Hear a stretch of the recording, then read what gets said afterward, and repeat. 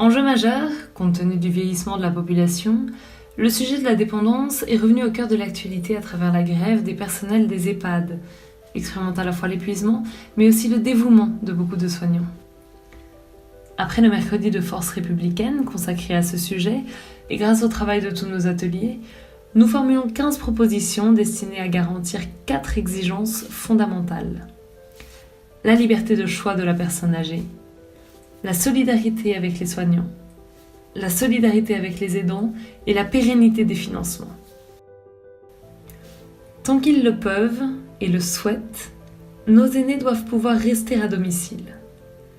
Aussi est-il nécessaire de lancer un plan national d'adaptation des logements en lien avec l'ANA, les bailleurs sociaux et les communes. Mettre en place un plan de professionnalisation des aides à domicile, intégrant le développement de nouvelles technologies et la recherche d'une efficacité accrue des services. Développer les services à domicile par l'avantage fiscal et par le soutien renforcé aux initiatives locales, municipales et associatives. Pour les personnes âgées qui souhaitent ou sont contraintes d'être accompagnées en établissement.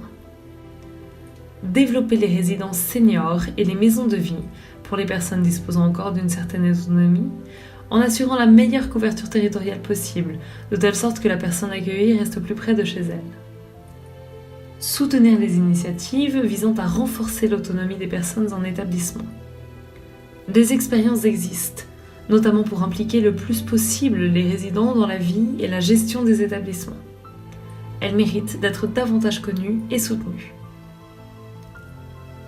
Renforcer la médicalisation des établissements sur les territoires où le degré de dépendance est particulièrement important.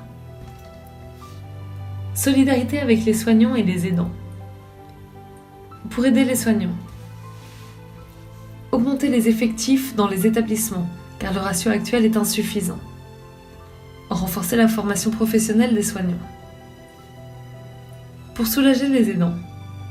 Doubler le plafond annuel du droit au répit à 1 000 €.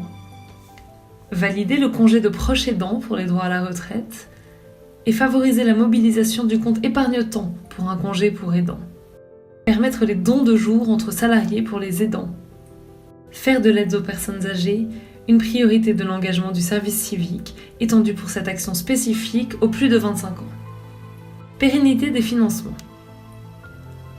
Le système de prise en charge de la dépendance est mis à mal par la raréfaction de l'argent public et l'augmentation du vieillissement. Aussi est-il nécessaire d'innover. Proposer un système assurantiel global, en complément des solidarités nationales et familiales, ce qui permettrait aux personnes dépendantes de bénéficier de prestations pouvant aller de 800 € à 2 000 €, si l'on se base sur l'exemple allemand où ce type d'assurance existe depuis 1995. Simplifier l'organisation de la gestion actuelle en revoyant le partage des tâches entre l'État, la sécurité sociale et les départements. Lancer une grande campagne nationale pour financer la recherche sur la maladie d'Alzheimer qui touche près de 900 000 personnes en France.